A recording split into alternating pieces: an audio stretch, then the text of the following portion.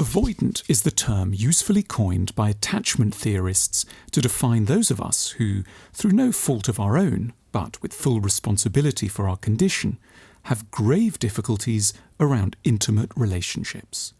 We may want, in principle, to be close to people, but in reality we tend to find ourselves feeling claustrophobic and sickened whenever we grow overly involved with anyone. We long to sleep somewhere on our own after lovemaking. We want to make independent plans for the weekend. We rather ungratefully cool whenever a partner becomes too affectionate towards us. Or, if a relationship threatens to work, our thoughts turn, as though by some automatic process, to the charms of other people. Researchers tell us where this comes from. Somewhere long in our pasts, our relationships with our caregivers didn't go as they should have done. Someone let us down, someone implicitly taught us that love was not to be trusted, someone injected us with a dual suspicion of ourselves and of the solidity of any bond with another. And so we learnt to associate distance and solitude with safety. We may be high-functioning in many parts of life. When it comes to love, we may, until now, simply never have been able to get things to work. It sounds dispiriting and even rather dangerous to be around, but we can find hope in an important detail, that there is a substantial difference between acting avoidantly from unconscious motives on the one hand, and on the other, feeling drawn to avoidant responses while being actively and preemptively aware of what is actually going on. There is a difference, in other words, between acting out and insight. The latter doesn't miraculously remove the problem, but it gives us an enormous advantage, the capacity to warn others that we care about, and might well, in a rational part of our minds, be sincerely trying to build a relationship with, that we are not fully well. Arguably, in love, we don't need, or in any case unlikely to find, perfection. What we need are people with a more or less solid grasp on some of their leading imperfections, who can then warn us of them with charm, grace and apology before too much damage has been done.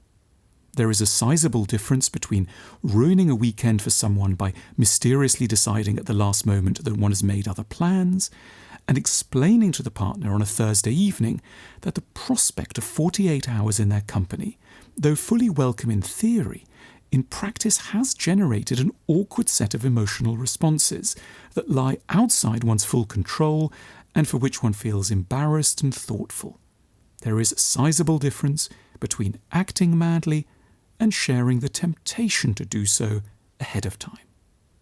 For the recovering avoidant, the following speech might be helpful. I'm so sorry for being peculiar. I care about you a lot. It's just I've observed that when I do care, something a bit odd happens. A part of me tries to manage the distance and find fault. A part of me that dates back to a defense mechanism of childhood needs to put some walls between us because proximity feels at some level odd and frightening. It's how I learned to cope way back, and the mechanism still operates within me now. It's not that I don't love you, it's that being around love and depending on someone brings with it terrors on account of dynamics in my past that I'm working on. I'm trying to switch off the alarm. I'm a little crazy, but I have a good therapist. I'm committed to the work.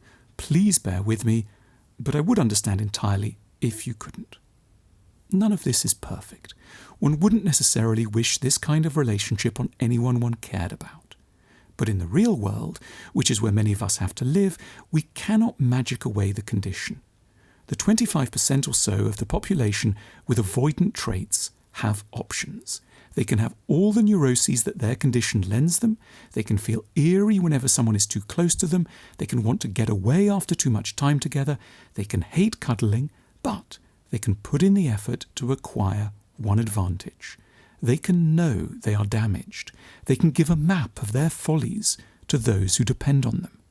Furthermore, once they've laid hands on the maturity to be able to say, I find love so hard and so frightening, it might even become a little less so. And on the other side of the equation, once one has been thoroughly warned, one may just find the sad behaviour easier to bear, or at least easier to understand, and, where necessary, to get cleanly out of the way of. We don't just have the option of being avoidant or not. the madness can be invited into the relationship and addressed without shame or mystery. We can aspire to a valuable third position as we work on improving ourselves, that of the recovering avoidant, the avoidant under no illusions as to their sanity, and daily committed to learning to slowly bear the ecstasy and sublime risks of mutual love.